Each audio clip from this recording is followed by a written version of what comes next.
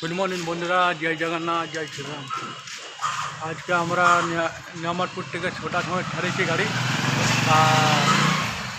রানীগঞ্জ ঢুকলাম 7টা বাজছে 10 মিনিট বাজছিল তারপর রানীগঞ্জ ঢুকে গেছি। দেখো গাড়ি আমার এখানে লাগা আছে।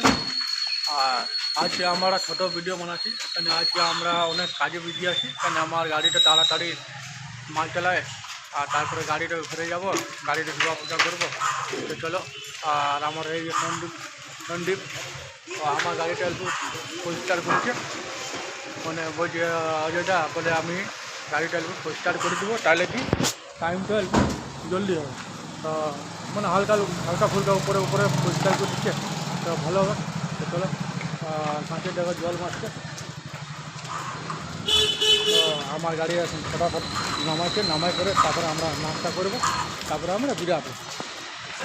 তো চলো আমার গাড়িটা খালি হয়েছে দেখো।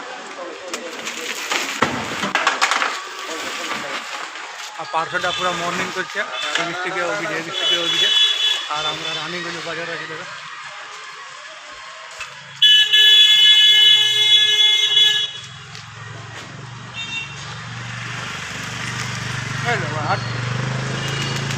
তো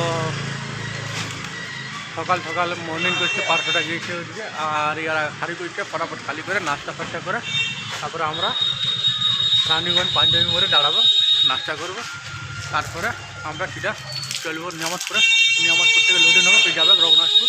তো তাড়াতাড়ি লোড করাবো চলো।